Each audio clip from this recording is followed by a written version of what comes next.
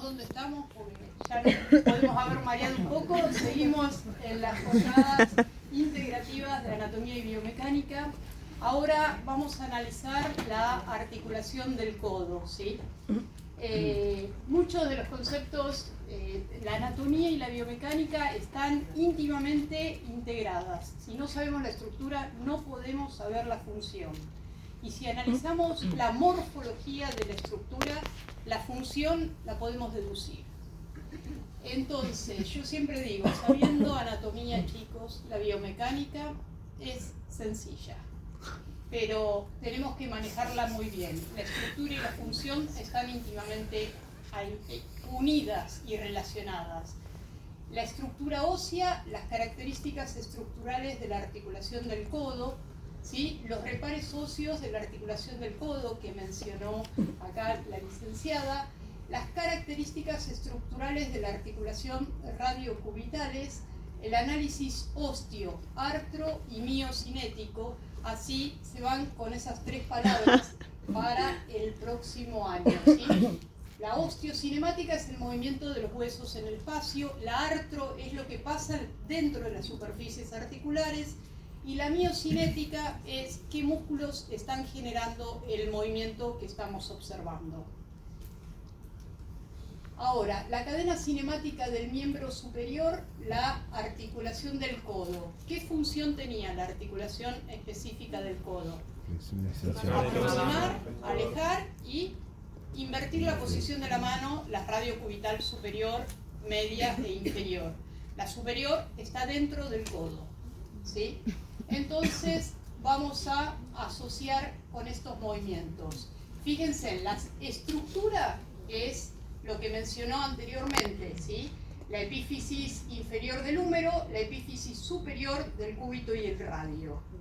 Y la función es la que ustedes mencionaron, ¿sí? Aproximar y separar de la línea media el antebrazo, la mano, ¿sí? E invertir la posición de la mano. La articulación del codo, anatómicamente, como mencionó la licenciada, es simple, ¿sí? ¿Por qué? Porque está bañada por una sola cápsula y una sola sinovial. Pero mecánicamente es compleja, porque tenemos tres articulaciones dentro de un mismo envoltorio capsular. Entonces, observen ahí cómo... Uy, ¿para qué? Hasta que aprenda a usarlo. A ver, vamos para acá. Bueno, observen el infrarrojo, ¿saben cómo se usa? El botón redondo. Ah, el redondo, disculpa. Ahí ven la paleta humeral, ¿sí? Ven la tróquea y el cóndilo. Por ahí divergimos en algunas nomenclaturas, porque yo ya tengo unos cuantos años más que la licenciada, y mi nomenclatura realmente parte del testú, pero son cosas muy semejantes y se pueden correlacionar, ¿sí?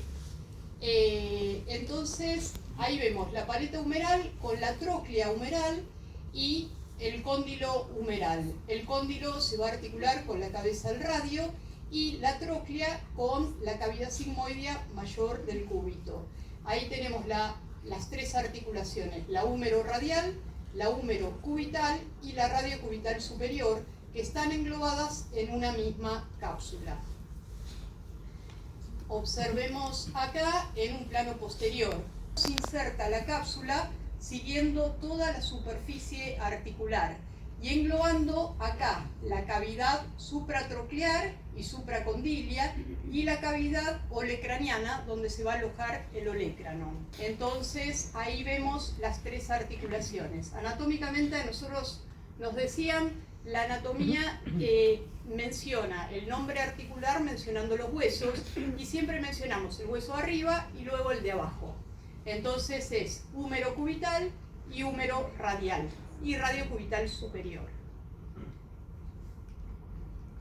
Ahora, las características estructurales de la articulación del codo. Fíjense, acá vemos el cóndilo, la tróclea, la cabeza del radio y la cavidad sigmoidea. Y acá en un plano posterior, el olecranon y la cabeza radial. Tipo diartrosis, ¿sí? Y el género va a ser, por un lado, troclear, la unión de la tróclea con la cavidad sigmoidea mayor del cúbito y una enartrosis entre el cóndilo del húmero y la cúpula radial. ¿Por qué decimos que es una enartrosis? Muchas veces yo me he equivocado y decía que era una condilia, porque como decimos cóndilo del húmero, decíamos era una condilia, pero en realidad la condilia se mueve en dos planos y no rota, y la cabeza del radio rota. Entonces si rota no puede ser una condilia, sino que es una enartrosis funcionalmente. Las superficies articulares que ya mencionaron, la tróclea del húmero, el cóndilo humeral, la cavidad sigmoidea mayor del cúbito y la cúpula radial. Y los medios de unión, la cápsula articular y un ligamento lateral externo y un ligamento lateral interno que van a estabilizar a la tróclea, porque fundamentalmente el movimiento básico del codo es la flexoextensión. Entonces necesitamos los estabilizadores laterales para evitar la desviación de las estructuras en un plano frontal. Entonces todas las trócleas del cuerpo que estudien van a tener ligamentos laterales, porque lo que quieren generar es una estabilidad en el plano frontal y favorecer el movimiento en el plano sagital. Las características estructurales de la paleta humeral. Fíjense que si lo vemos en un plano sagital, la paleta humeral se desplaza hacia adelante con respecto al eje diafisiario del húmero, ¿sí? No está en el mismo plano. Cuando mi nomenclatura, cuando hablo de paleta humeral, hablo de la epífisis inferior del húmero, que si se fijan, la asocian a una paleta porque reduce el diámetro antero-posterior y aumenta el diámetro transversal. Y si lo ven acá en el mismo hueso, ven que el eje diafisiario, que es el eje del cuerpo, con la paleta está desplazada hacia adelante, ¿sí? No sigue el eje diafisiario y eso hace a la función que va a cumplir en la articulación del codo. Ahí vemos la relación tróclea, ¿sí?, con la cavidad sigmoidea mayor del cúbito. Y ahí logramos la flexión, cuando la apófisis coronoides impacte en la fosita coronoidea. Si observamos la estructura ósea de la paleta humeral o epífisis inferior del húmero, van a ver que el trabeculado óseo, que es el refuerzo de la estructura, tiene una mayor disposición en este sentido. Hay más trabéculas óseas reforzando lateralmente. ¿Por qué? Porque acá tenemos el y la epitróclea, que son eminencias óseas que tienen que tener un elevado trama ósea y una elevada resistencia, porque están soportando esfuerzos de tracción por los músculos que se insertan ahí, los epicóndilos y los epitrocleares. Entonces a eso se lo asemeja, acá estamos viendo la fosita olecraniana en el plano posterior y acá la fosita coronoidea y supracondilia en el plano anterior. Eso se lo asemeja a una estructura de horquilla, ¿sí? El reforzamiento del trabéculo óseo es hacia lateral.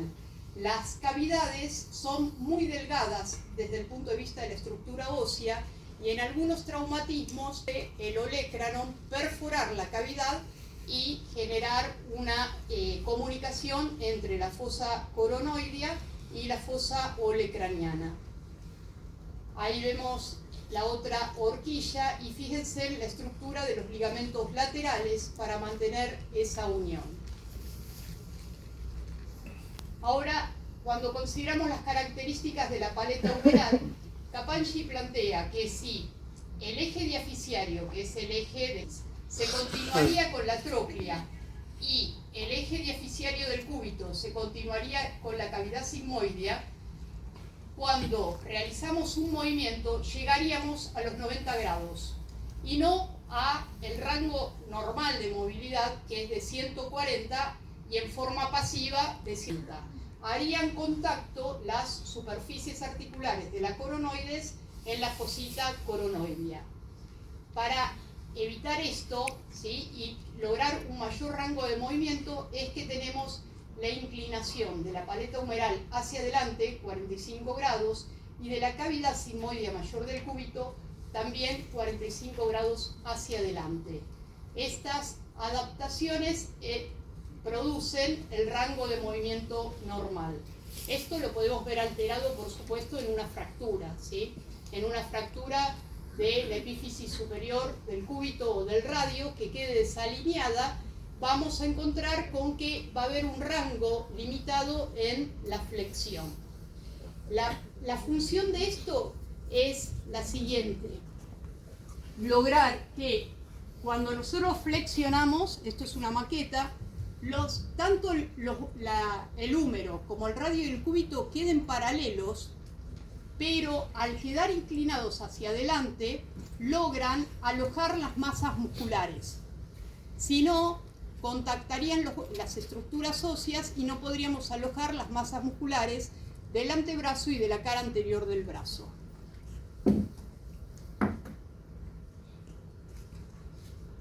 Ahí vemos los 45 grados de inclinación tanto de la epífisis superior del cúbito como de la epífisis inferior del radio.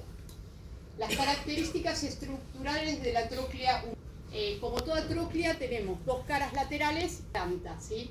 Yo era bastante obsesionada con las palabras, de dónde salen estas palabras que me están diciendo, y buscaba en el diccionario, y tróclea quiere decir polea.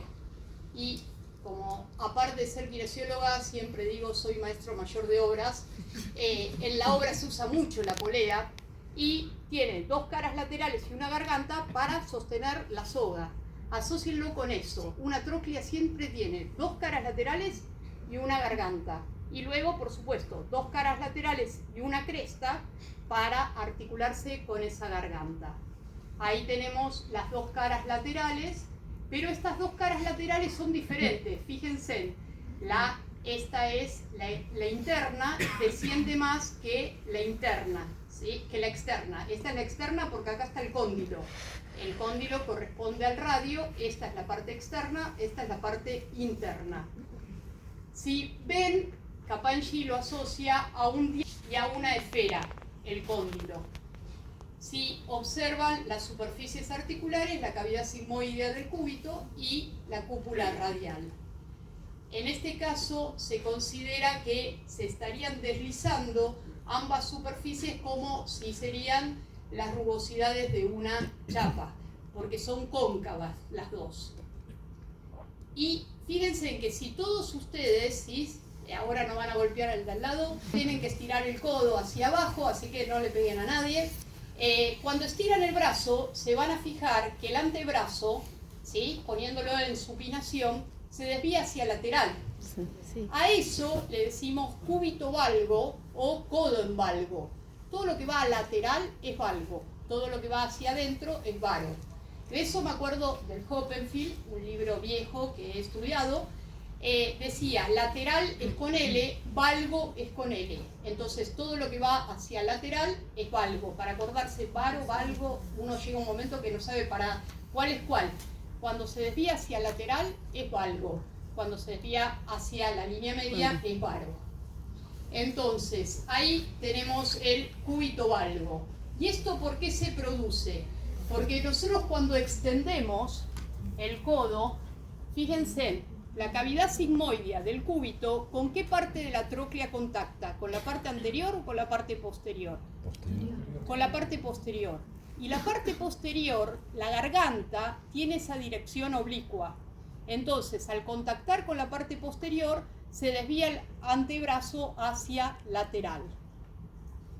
Ese ángulo sirve. Todo lo que tenemos sirve. Lo que a veces no sabemos es para qué sirve, ¿sí? Pero sirve, es el ángulo de carga, ¿sí? Porque imagínense que si yo en supinación tendría el brazo totalmente alineado, la tracción que estaría soportando cada vez que agarro una valija, un balde, sería muy importante. Entonces ese ángulo valgo se llama ángulo de carga porque reduce la tracción sobre las estructuras del codo. Pero se debe a eso. Ven ahí, cargando un balde, esa dirección la reduce el esfuerzo de tracción sobre el codo. Las características estructurales, ¿sí? Fíjense, el cuello del radio, desde la tuberosidad bicipital hacia la cabeza, le decimos cuello, va a tener una inclinación de 15 grados con respecto al eje diaficiario. Y por el otro lado, ahí tenemos marcado el cúbito valgo, que es el eje del húmero con el eje de la diáfisis del cúbito, que forma 170 grados. Ahí observamos la congruencia, como mencionaba la licenciada, de las superficies articulares, ¿sí? La tróclea y la humeral y la cavidad sigmoidea. Tienen muchos puntos de contacto y por lo que mencioné anteriormente, quiere decir que son muy congruentes. Superficie que tiene muchos puntos de contacto y es congruente, pierde movilidad pero gana estabilidad. La tróclea humeral tiene una circunferencia aproximada casi de 360, fíjense, entre 330 y 340 sería toda la circunferencia que presenta la tróclea humeral, y la cavidad sigmoidea del cúbito representa 190 grados. Si hacemos la resta, sería el rango de movimiento que logramos hacer con la articulación. Y en el caso del cóndilo, el cóndilo es una superficie totalmente esférica, ¿sí?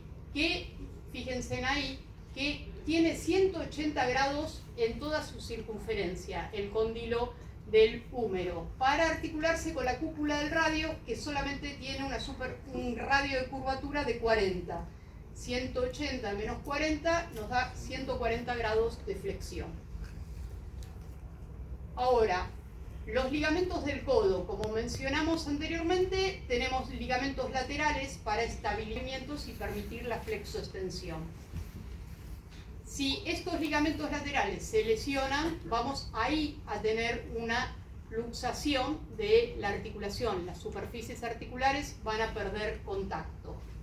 Y acá tenemos otro ejemplo. Acá no perdió contacto y se rompió el ligamento. Y si no pierde contacto y se rompe el ligamento, a eso ¿cómo le llamamos? Subluxación, y también se rompió el ligamento, esguince. ¿Sí? No perdió el contacto, pero está subluxado porque está desplazado. En cambio, en el caso de hay ruptura de ligamentos y pierden el contacto, a eso ya tenemos una luxación, ¿sí? Los ligamentos del codo, yo los conozco como ligamento lateral interno con un fascículo anterior, un fascículo medio y un fascículo posterior, ¿sí? Que van a partir de la epitróclea hacia adelante, hacia la parte anterior de la coronoides, hacia la parte media de la coronoides y el posterior hacia el olecrano. Y con respecto al ligamento lateral externo, lo que es característico de esto es que parten del epicóndilo. Va a tener un fascículo anterior que está reforzando el ligamento anular, un fascículo medio que se inserta en la coronoides, o sea, ningún fascículo del ligamento lateral externo, que uno dice afuera tengo el radio, se va a insertar en el radio, ninguno se inserta en el radio. Lo único que hacen es insertarse en el cúbito, estabilizando la húmero troclear, pero también estabilizan ¿a quién? Al ligamento anular. Por eso tenemos el fascículo posterior que va al olecrano, el fascículo medio que va a la parte lateral del cúbito y el fascículo anterior que va a ir por arriba del radio pero se va a insertar en el cúbito. La articulación del codo, reparos óseos, que lo observamos en la imagen que habían dado en la disertación anterior. Tenemos la epicóndilo, la epitróclea, ¿sí? Se van a alinear en extensión. Esto nos sirve cuando hay lesiones, hay fracturas, que generalmente no nos vienen en ese estado, pero podemos llegar a tener un familiar que se presenta una fractura y ahí hay una desalineación de estas tres estructuras. Y en flexión, estas estructuras se alinean conformando un triángulo, ¿sí? La articulación, la estabilidad pasiva, como habíamos dicho, ¿quiénes dan la estabilidad pasiva en cualquier unidad biomecánica? La cápsula, los ligamentos y las superficies articulares. Fíjense ahí, las superficies articulares, la articulación húmero-cubital, que es la trocleartrosis, es muy estable. Pero, ¿por qué? Porque tiene muchos puntos de contacto, pero la húmero-radial no es tan estable. Entonces, ante una brusca contracción del bíceps que se inserta acá, puede haber una subluxación anterior de la cabeza del radio. Ahí observamos la vista lateral, lateral medial, donde se observa la congruencia, ¿sí?, entre la tróclea humeral y la cavidad sigmoidea. Acá nuevamente las estructuras pasivas, la cápsula y los ligamentos.